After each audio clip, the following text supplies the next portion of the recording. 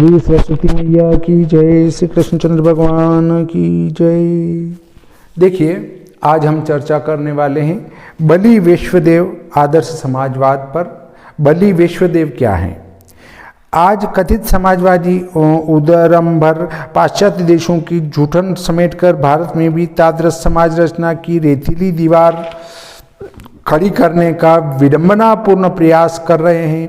परंतु यदि वे सनातन धर्म की समाज रचना के एक साधारण नियम बलि वैश्वदेव का ही मनन कर सकें और राज सत्ता के प्रभाव से जनता में तादृश आचरण का वातावरण उत्पन्न कर सकें तो अपने आप ही खाद्य समस्या हल हो जाए।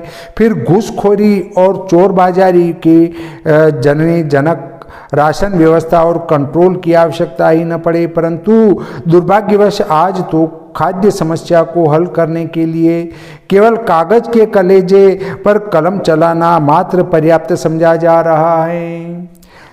पर अस्तु बलि वैश्वदेव में श्रोत्रिय विद्वान से लेकर कीट पतंग पर्यंत सभी उपजीवियों को परितृप्त करने के अनंतर ही गृहाध्यक्ष दंपति को भोजन करने की आज्ञा है। धर्मशास्त्रों की इस व्यवस्था के नियमों को पढ़ते हुए सुस्पष्ट यह भान होने लगता है कि हिंदू धर्म में केवल मौज उड़ाने के लिए ही किसी व्यक्ति को विवाह करने की आज्ञा नहीं दी जा सकती, जो न केवल सब आश्रमों के ही पालन पोषण का भार उठाने को प्रतिज्ञाबद्ध हो किंतु ब्रह्मस्तंभ पर्यंत समस्त विश्व को परितृप्त करने के लिए अपने ऊपर दायित्व ले सके। वही व्यक्ति समावर्तन संस्कार की दीक्षा पा सकने का अधिकारी समझा जा सकता है।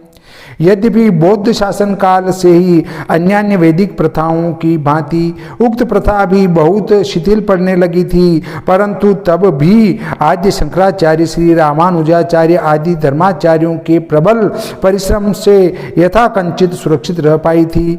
गत सहस्राब्दियों से तो अहिंदू शासन के कारण राज सत्ता के नियंत्रण बिना प्रायः नाम शेष ही रह गई हैं।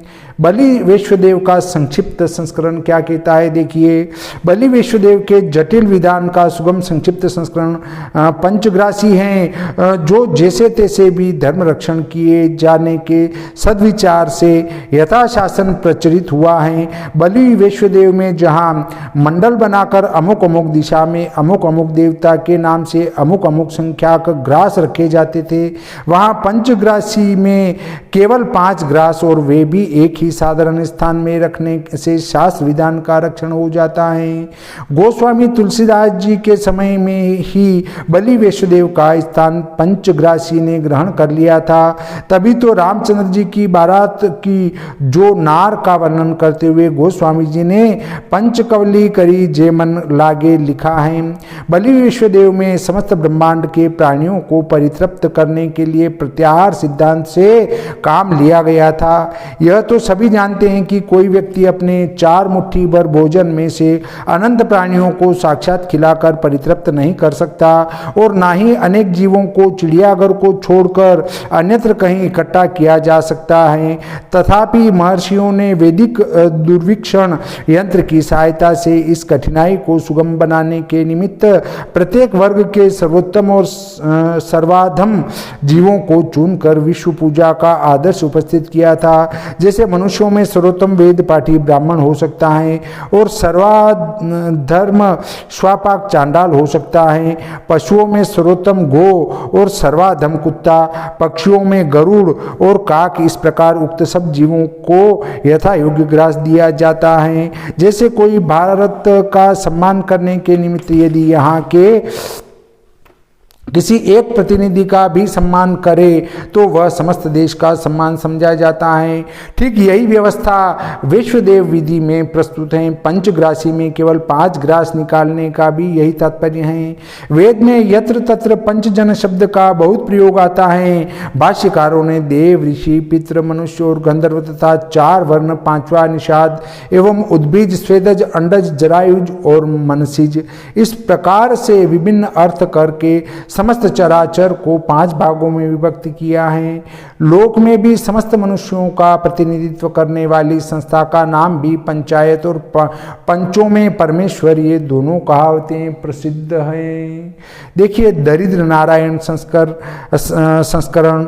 अब दरिद्र नारायण के ऊपर हम चर्चा करते हैं। त्रिकाल महर्षि आज के युग से सर्वथा सुपरिचित थे। यह तो केवल हमसे अल्पज्ञ प्राणी ही किम भविष्यति के विषय में किंग कर्तव्य मूढ़ हैं, परंतु अपनी ऋतंबरा प्रज्ञा द्वारा जिन्होंने हस्तामलक को भांति भूत भविष्यत वर्तमान का अनुसंधान किया हो, वे महात्मा तो काल की व्यावहारिक अनेकता में भी परमार्थिक एकता के साक्षात दर्शन करते हैं, जिसे बहुत बार अनुभव करने के कारण मध्याह्नकालीन सूर्य के प्रखर तेज की विद्यमानता में भी सायंकालीन घोर अंधकार की अनिवार्यता को प्रत्यक्ष देखते हैं, और ग्रीष्मकालीन उष्णता की विद्यमानता में भी शिशिरकालीन शीतलता की अनिवार्यता को नहीं भूलते।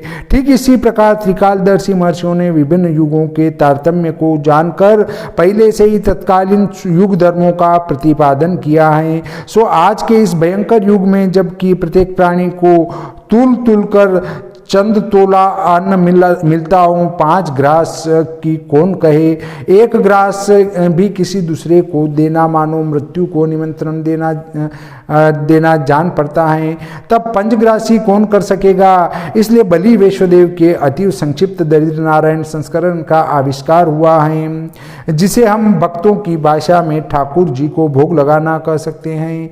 सब जानते हैं कि ठाकुर जी को भोग लगाने में कोड़ी पाई का खर्च नहीं होता। घर में रूखा सूखा जो भी भोजन बना हो उसे आधे सेकंड में भगवत दर्पण कर देना आर्थिक दृष्टि से कोई महंगा सौदा नहीं है। एक बार जब एक महाशय ने हमसे पूछा कि क्या ठाकुर जी खाते हैं, तो हमने उत्तर दिया कि यह प्रश्न तो उल्टा मुझे आपसे पूछना चाहिए, क्योंकि वेद शास्त्र की आज्ञा है कि भोग लगाना चाहिए, परंतु आप भोग लगाने में 100 आनाकानी करते हैं। तब मैं आपसे पूछ सकता हूं कि क्या ठाकुर जी खाते हैं, अर्थात तुम जो सामने रखे भोजन को केवल आधा मिनट आंख बंद करके ईश्वर समर्पण करते हुए घबराते हो, क्या तुम्हें खतरा है कि ठाकुर जी से खा जाएंगे। सो यदि किसी नास्तिक को पूरा भरोसा है कि ठाकुर जी नहीं खाते, तब तो भोग लगाने में उसे कुछ भी खतरा नहीं होना चाहिए। निश्चिंत होकर आंख बंद करके त्वदीयम वस्तु गोविंद तुभ्यमेव समर्पये कहते हुए विद हत्या का प्रायश्चित करना चाहिए। देखिए भगवान तो भोजन करते ही नहीं है, नास्तिकों के लिए ये सबसे बढ़िया है। भोजन भगवान नहीं करते ना, तो आंख बंद करके कह दो ना प्रभु भोजन करना, और फिर उसके बाद आंख खोलकर भोजन कर लो। भगवान तो भोजन करेंगे नहीं, आपका भोजन तो नष्ट हो ही नहीं रहा है, तो चिंता करने की कोई आवश्यकता नहीं है। इस प्रकार आज का ये प्रकरण यहीं समाप्त होता है। आगे हम चर्चा करेंगे भोजन के समय पालनीय नियमों के ऊपर। श्री सरस्वती मैया की जय, श्री कृष्णचंद्र भगवान की जय।